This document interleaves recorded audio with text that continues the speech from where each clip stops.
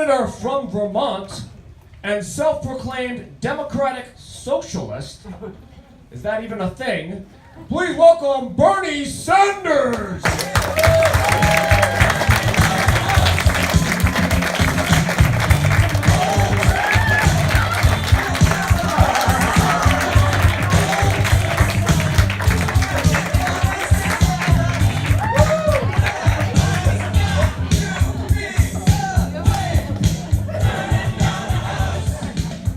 Now you'll have to forgive me, I'm used to a teleprompter here. In 2017, the Washington Post adopted the tagline, "Democracy dies in the darkness." And ever since, Bernie Sanders has slept with the nightlight. Let's get him up here before he shoves Medicare up all of our asses. Please welcome the one and only Bernie Sanders.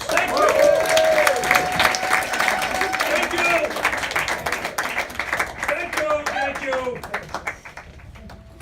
Okay.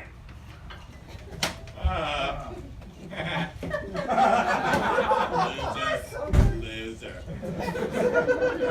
You say that.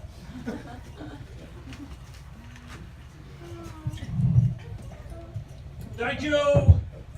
Thank you. Hello, DC.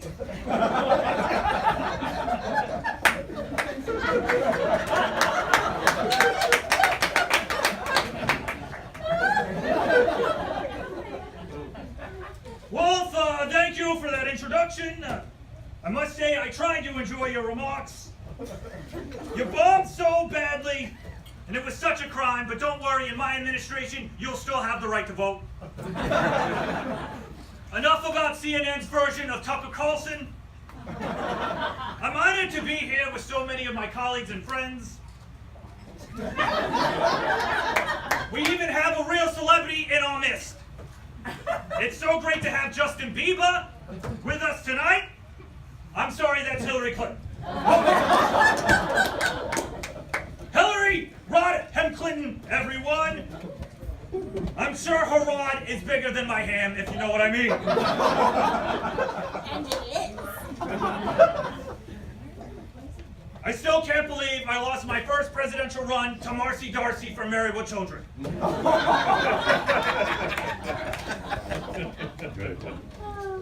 Enough about the past. I remember my first presidential run like it was my first Grateful Dead concert, which is to say, not at all.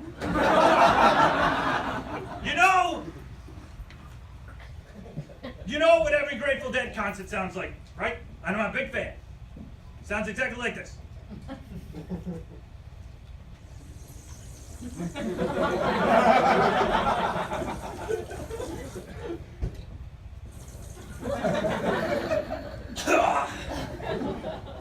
Barry knows what I'm talking about.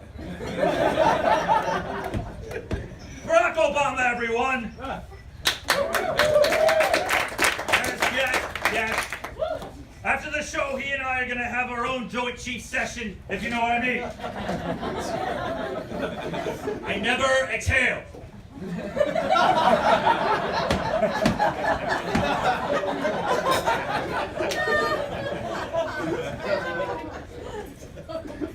Sometimes this just gets away from me. It's like Thing from the Addams Family. Sometimes you just gotta go down. Anyway, I digest. Seriously, I had to be that pastrami sandwich joke made me very hungry. Before I really get started, I was told to keep my remarks short. Normally, I would mention at least 6 times in a speech like this that I marched with Dr. King in Washington in 1963. Fake news. Just pretend I mentioned. Show us your passport. Just pretend I mentioned this 6 times. Of course, I'm referring to when I marched with Dr. King in Washington. Here in Washington, me and Dr. King in the year 1963. My new presidential run is going to be different. This is Bernie 2.0. I'm hitting the reset button on my image, like that reset button on my very modern, compact impresario computer. When it gets the blue screen, I hit the reset button. We're gonna have a revolution on top of a revolution. Woo! That's how woke AF this Bernie is. Kiki, do you love me? I know it's a song, but it's also my slogan, Kiki, do you love me? Trying to get the black vote.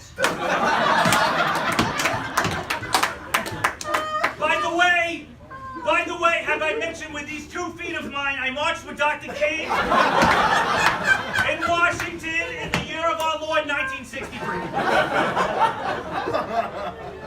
I remember it like it was my first Fish show, which is to say vividly because I was on acid at both occasions. I brought a prop to discuss my plan. Of course, this is me and Vermont's finest, the band Fish. Much like this poster and the band Fish, my plan makes a lot of sense if you do a lot of LSD. We'll link, put that there. Visual aids, never say Bernie didn't bring the PowerPoint. Bernie is woke. Kiki, do you love me? Let me be clear. The millionaires and the billionaires of this country have had their time. Now it's time for the people to take control. There are exactly 3 billionaires in this country that control 95% of 75% of the wealth. I have their names and addresses. If elected president, I will send them a very modern telegraph demanding 65% of their fortunes to pay for the health care and college for everyone in this country. To pay for everything else, only the wealthiest of Americans, those making over $45,000, will be taxed 52% of their earnings. It's simple math. Everything will be free for the people. My revolution is so popular, even foreign leaders are becoming interested. Just yesterday, on my very modern email, I received an email from a Nigerian prince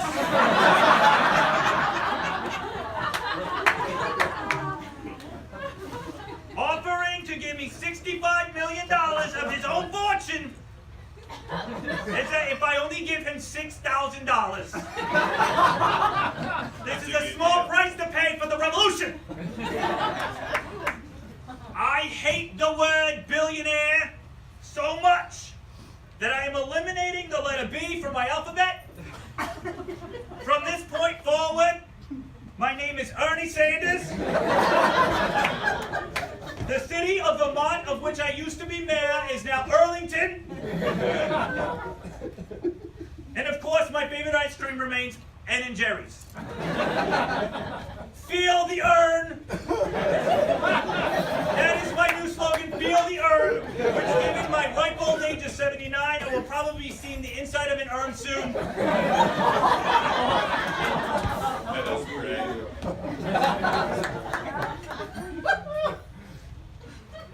Enough about me. Now on to these schmucks. Admittedly, I have not prepared for this roast so much as I should have.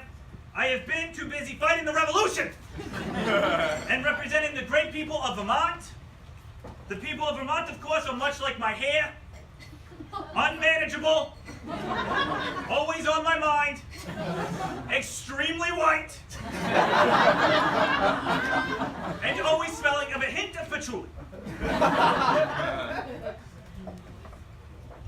Since I have been so busy, I asked a very young and up-and-coming comedian to help write my jokes.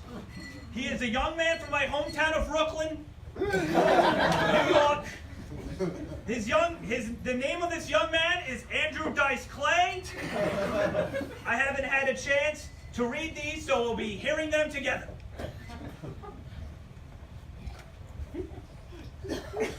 Oh, this is gonna be great. Okay. Hickory dickory dock.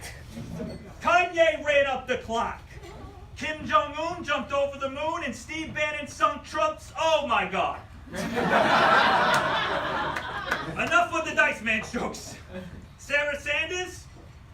Never have I been so ashamed to share a last name with someone.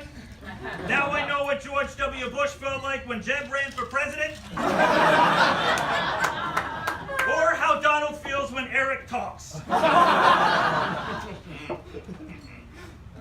Robert Mueller, your report was much like how I imagine Melania felt about the first time she and Donald made love. There was a lot of talking leading up to it. The end result was disappointing. She was embarrassed to tell anyone about it, and the Russians were most likely involved.